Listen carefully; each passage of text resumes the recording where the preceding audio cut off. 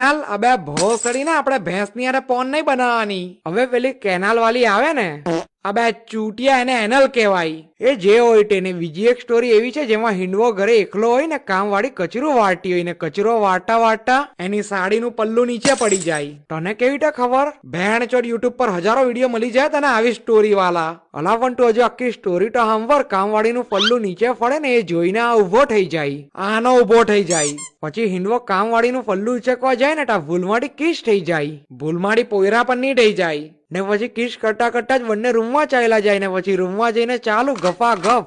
અબે પણ આ સ્ટોરીમાં નવું શું છે? મેં કાં કીધું નવું છે?